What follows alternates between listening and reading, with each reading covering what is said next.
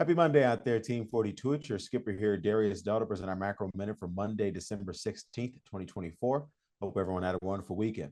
As always, we'll start with the executive summary from today's leadoff morning note. If you would like to review the analysis supporting these conclusions, as well as what specific changes you need to make in your portfolio to remain on the right side of market risk, you need to be a client of 42 Macro.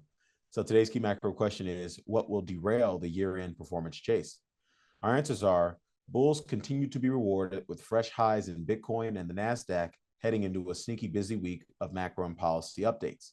The aggressive year-to-date gains in risk assets were largely driven by investor consensus being forced by price action and reported data to adopt our 28-month-old resilient U.S. economy theme and our 14-month-old Jay wants a soft landing theme as their modal outcome views. The victims of bear porn were squeezed into chasing risk assets higher, exactly as we predicted, and we expect that to generally persist through year-end.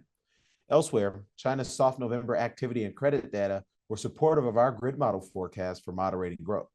China's still rancid November property market data was supportive of our forecast for incremental fiscal and monetary stimulus by Chinese authorities.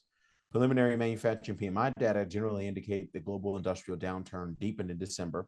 Preliminary services PMI data generally indicate the pickup in global services sector activity in December, and preliminary composite PMI data generally indicate improving global growth in December.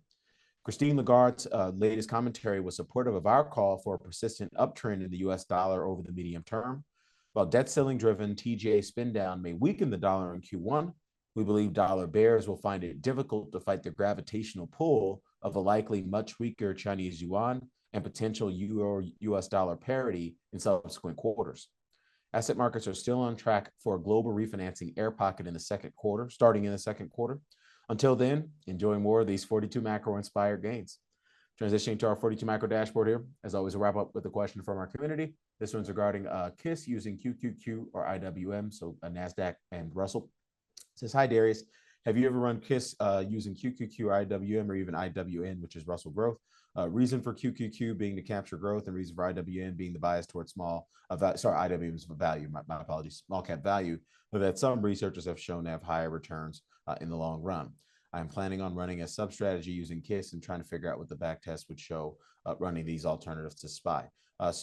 Yes, I have run that. One of the things that we do for our protocol clients is we help them back test customized versions of KISS for their strategies and their clients that they can implement and execute. And so obviously these are things that we've certainly looked at back test. So if you run our KISS back test with QQQ specifically, you're going to have a slightly better performance than you would with our baseline standard KISS portfolio instead of which features the SPY ETF as the equity allocation. And then I recall that the small cap back test actually reduces the return. Again, the back test is out of sample back test that starts in January of 2018. So the small cap back test actually reduced the return. But again, this is a one specific time period which small caps have generally underperformed large caps and mega caps over the past 5, 6, 7 years. So investors need to be aware of that. And then specifically as it relates to running, so the key takeaway for KISS and the reason why we built KISS, our systematic KISS portfolio construction process, which for those who may be new,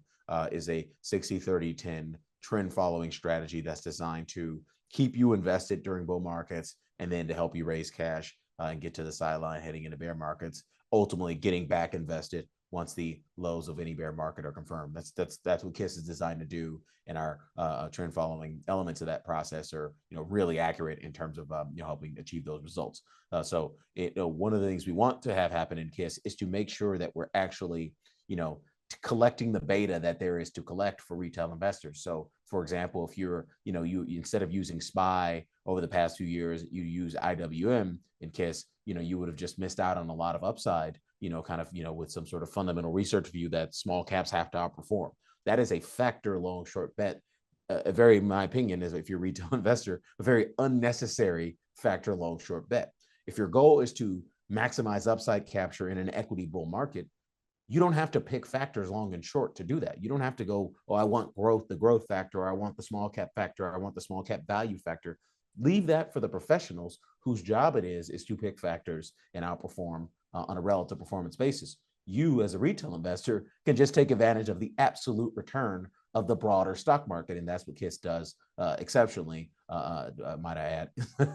It's been another fantastic year for KISS, and we really appreciate the thousands of clients that we have around the world that are using our systematic overlays like KISS and or Dr. Mo to achieve superior investment results in their portfolio. So we'll wrap it up there. Darius Dell here presenting our Macro Minute for Monday, December 16th, 2024. Everyone have a wonderful day out there. Best of luck. We'll catch you back here tomorrow.